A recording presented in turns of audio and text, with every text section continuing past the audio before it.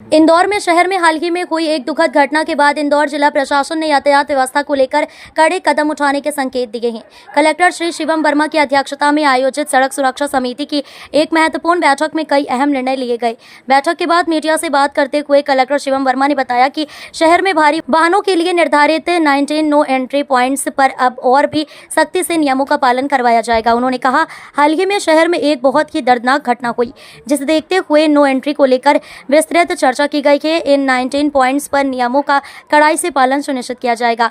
हालांकि दूध, फल, सब्जी और पेट्रोलियम जैसे आवश्यक वस्तुओं की आपूर्ति करने वाले वाहनों को कुछ शर्तों के साथ छूट दी जा सकती है।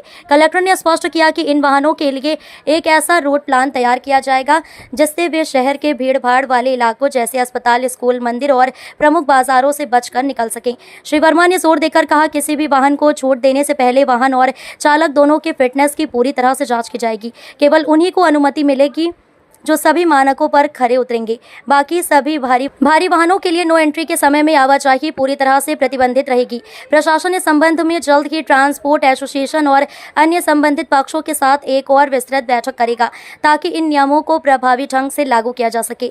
नायता मुंडला में बस स्टैंड शिफ्टिंग की प्रक्रिया तेज। बैठक में नायता मुंडला में नए एक बस स्टैंड के शिफ्टिंग को लेकर भी चर्चा हुई।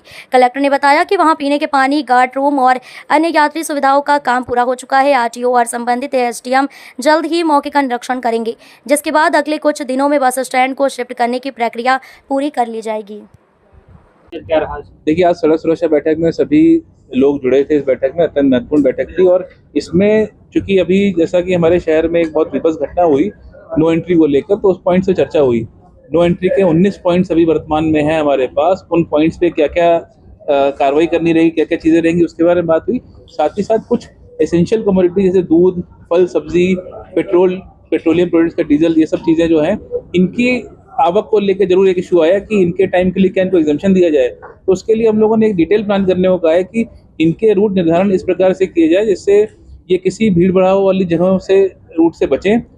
अस्पताल हो, स्कूल हो, मंदिर हो, कोई बड़ी मार्केट प्लेस हो, ऐसे रूट्स को अवॉइड करते हुए इनका अगर मूवमेंट हो सकता है तो वो हम लोग अलाउ करेंगे कुछ केसेस में। लेकिन जब भी अलाउ करेंगे तो ये क्लियर रहेगा कि जो वाहन का फिटनेस है, जो ड्राइवर की फिटनेस है, उसको देखने के बाद ही करेंगे और उन्हीं को ही अलाउ किया जाएगा। अन्यथा बाकी सभी चीज़ें जो अपना नो एंट्री का जो टाइम है उसके टाइम में बैन रहेगा वो। तो ये फैसला किया गया है। आने वाले समय में हम जो विभिन्न वेंडर्स हैं, जो ट्रांसपोर्ट एसोसिएशन, उनके साथ और डिटेल में बात करेंगे और इनके किन किन वाहनों को किस किस रूट से अलाउ अगर करना है तो वो हम लोग डिटेल और बात करेंगे। इसके अलावा नायता मुंडला का जो बस शिफ्टिंग है उस पर हम लोग काम कर रहे हैं। आज वहाँ बस स्टॉप पे जो सारी फैसिलिटी होती है, पीने के पानी की हो, गार्ड्स की हो, जो बाकी अन्य सुविधाएं, वो सभी हो चुकी हैं। और अभी आरटीओ साहब और जो हमारे एसडीएम है वहाँ पे, वो जाके मौके का निरीक्षण भी करेंगे और हम लोग इसको शिफ्टिंग की जो कार्रवाई है वो भी आगामी 1-2 दिन में हम लोग करने का करेंगे हम लोग उसको। सर, कौन-कौन से स्टेट्स को समय देते हैं और वो हर बार आश्वासन देता है कि हम इसको सुधारेंगे, लेकिन जस की तस है और लोग परेशान हो। देखिए, एनएचआई को 3 पॉइंट्स पे काम करने के लिए बोला गया है। राला मंडल पे जो हमारा MR10 है और तीसरा अर्जुन बड़ोल, इन पे काम करने को बोला गया। और आज एक पॉइंट जो कि फिनिश के सामने वाला पॉइंट भी गया है जहाँ पे रोड की स्थिति खराब है, तो उसको भी बोला गया है। इन्होंने कुछ पैच रिपेयर वहाँ पे करना शुरू किया है और जो सर्विस लेन है उस पर काम करना शुरू किया है।